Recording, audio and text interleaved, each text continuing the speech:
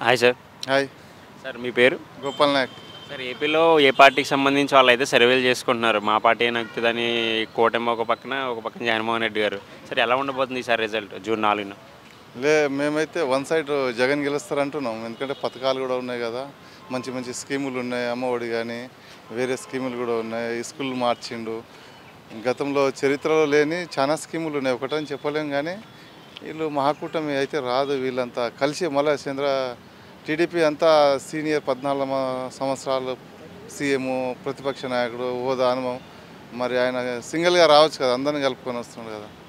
జగనే గెలుస్తాడు కన్ఫామ్. ఇది 100 గంటల వరకు వెయిట్ చేసి ఓట్లు వేసింది కానీ ఆ లేడీస్ ఓట్లు అన్నీ జగన్కి పడినాయి. జగనే గెలుస్తున్నాడు. 4వ తారీఖు చూడవచ్చు అందరు. పథకాలు కోరుకున్న వాళ్ళు అయితే జగన్ గారు ఓటేశారని చెప్పేసి అంటున్నారు సార్. బట్ అభివృద్ధి లేదు, స్టూడెంట్స్ అయితే కూటమి ఓటేసామని చెప్పేసి అంటున్నారు కదా.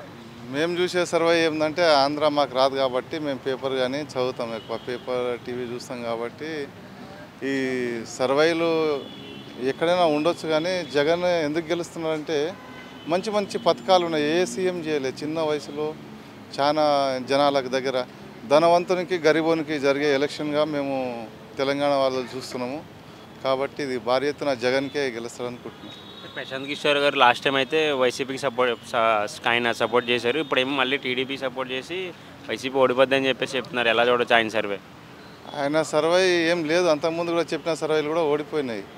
ఏం లేదు. ఇప్పుడు చూస్తున్న ఎలక్షన్ తర్వాత కూడా రాజకీయం అంత డిఫరెన్స్ ఉంది. అక్కడ ఈసీ ఫెయిల్ అయింది అనుకుంటున్నాం. ఎందుకంటే ఒక ప్రజలను కాపాడే ఈసీ భారతదేశంలో చాలా గొప్ప వ్యవస్థ. అది ఎక్కడ సరిగా పనిచేయడం లేదు. ఎందుకంటే టీవీలో పేపర్లో చూస్తున్నాం. అది ఈసీ ఫాల్ట్ అయింది. ఆయన పనితీరే బాగలేదు. ఎందుకంటే ఈ గొడవలు ఏం చేస్తున్న పోలీస్ వ్యవస్థ అంత పెద్ద భారతదేశంలో ఏ స్టేట్లో అయినా పోలీస్ వ్యవస్థ బందోబస్తు నిఘా చూడాలి. అటువంటిది లేదు అక్కడ. ఇప్పుడు గెలుస్తున్నారని జగన్ మాకైతే ఎవరు లేరు కానీ జగన్ గెలుస్తున్నారని ఈ దాడులు జరుగుతున్నాయని మేము అనుకుంటున్నాం. కామన్ పీపుల్ మాకు తెలియదు దీంట్లో, కానీ జగన్ గెలుస్తున్నారేమో అని డౌట్ మాకు. వైసీపీ నుంచి ఉన్న మన పిల్లినేని రామకృష్ణారెడ్డి గారు అయితే బూత్లో చూసి ఉంటారు మీరు. ఆయన దాడి చేయడం జరిగింది, దాంట్లో పాము దూరిందని చెప్పేసి ఒక సానుభూతిగా చెప్తున్నారు. సో ఆయన ఎలా చూడటం భయంతో చేశారని చెప్పేసి అంటున్నారు ప్రజలు. లేదు, అట్లా ఉండకపోవచ్చు. వేరే గ్రాఫిక్ ఉండొచ్చు. వాళ్ళు కూడా చేసింది కదా. పేపరే చూస్తున్నాం, మేము టీవీలు చూస్తున్నాం, మేము దగ్గర చూస్తున్నాం. అంటే ఎవరు అభిమానంతో వాళ్ళు ఉండవు. మహాకుటుంబంలో ఎక్కువ అభిమానం ఉండొచ్చు. ఇది నేను చెప్పాను కదా, గరీబులకు ధనవంతునికి జరిగే పోరు ఇది. కాబట్టి వాళ్ళు పైసలు ఉన్నవాడు ఏమైనా చేయగలుగుతారు. గరీబుడు చేయలేదు కదా. మేము ఎక్కడో అట్లా ఉండొచ్చు. కానీ అది ఫేక్ ఉంటే ఉండొచ్చు. కానీ వాళ్ళవి కూడా వీడియోలు బయట రావాలి కదా. ఎందుకు పెడతలేరు మరి? అందుకే ఈసీ ఫెయిల్ అయింది అనుకుంటున్నాం కామన్ పీపుల్. పిఠాపురంలో పవన్ కళ్యాణ్ గారు ఈసారి గెలిచే అవకాశాలు ఉన్నాయండి సార్ ఎమ్మెల్యేగా? ఏం లేదు, వైసీపీకే వస్తుంది అనుకుంటున్నాం సర్వేలు అంతా. వాళ్ళు అనుకుంటున్నా కానీ మేము దగ్గర నుంచి గరీబ్ ఇప్పుడు ఉన్నోడేమో ఏమైనా 10 రూపాయలు 100 10,000 ఇచ్చి ఏదో చేస్తాను. లేనోడు 10 మంది ఉన్న వాళ్ళు చెప్పుకోలేని పరిస్థితి. అట్లా సైలెంట్ ఓట్లు పడినాయేమో అనుకుంటున్నాం. ఎందుకంటే పథకాలు మంచిగా ఉన్నాయి కదా, చాలా మంచి పథకాలు ఉన్నాయి. అది గరీబులకే వర్తిస్తాయి, వీళ్ళకి వర్తిస్తలేదు కదా.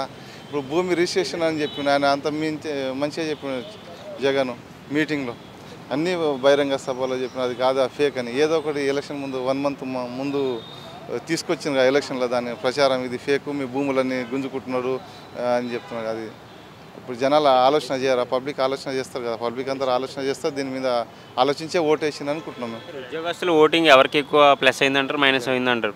పోతే కొన్ని పోవచ్చు. ఉద్యోగస్తులు టీడీపీ కానీ కదా, జగన్కి పథకాలు తినే వాళ్ళ ఇంట్లో అమ్మ కానీ చెల్లెలు కానీ బంధువులు ఉండొచ్చు కదా. అందరైతే పోలేరు కదా అట్లా. Good morning sir. Good morning అండి. సార్ సర్వేలను అబ్జర్వ్ చేసి ఉంటారు, ఎవరి కాళ్ళకి ఏ పార్టీ వాళ్ళు అనుకూలంగా చేసుకుంటున్నారు. సో మీ అభిప్రాయం చెప్పండి సార్, ఎలా ఉండబోతుంది, ఎవరు విజయ అవకాశాలు ఉన్నాయి జూన్ 4న? ఈసారి టీడీపీ కూటమికి విజయం సాధిస్తుందని అనుకుంటున్నాను. ఎందుకంటే జగన్ అమ్మఒడి అని చెప్పి గొప్ప చెప్పుకుంటున్నాడు. కానీ నాన్నకు కల్తీ మందు దాపి నాన్న జేబీ చిల్లు కొట్టి అమ్మఒడి నింపుతున్నాడు. అది పెద్ద గొప్ప విషయం అని జగన్ అనుకుంటున్నాడు. అది అంతా ప్రజలకు తెలిసిపోయింది. కాబట్టి ఈసారి కూటమి వస్తుంది, ఎన్డీఏ కూటమి వస్తుందని అనుకుంటున్నాను. పవన్ కళ్యాణ్ ఒక సినిమాలలో కోట్లు సంపాదించేవాడు. అవన్నీ వదిలేసి రాజకీయాలకు వచ్చి నీతి నిజాయితీ పరుడు ఎవరున్నారంటే ఇండియాలో కోట్లు సంపాదిస్తాడు.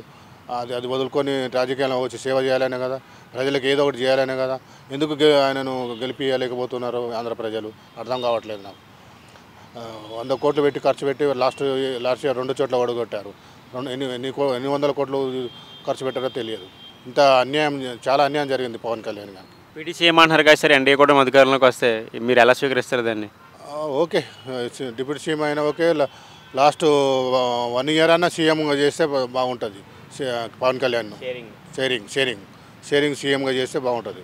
ప్రశాంత్ కిషోర్ సర్వే చూసి ఉంటారు మీరు. వైసీపీకి కేవలం 51 సీట్లే వస్తే 151 కాదని చెప్పేసి అంటున్నారు కదా. ప్రశాంత్ కిషోర్ అన్నది కరెక్ట్ కావచ్చు అని అనుకుంటున్నాను. ఈసారి అయితే ఇంకా కూటమి వచ్చే అవకాశాలు చాలా గట్టిగా ఉన్నాయని చెప్పేసి అంటున్నారు. 100%, దాంట్లో నో డౌట్.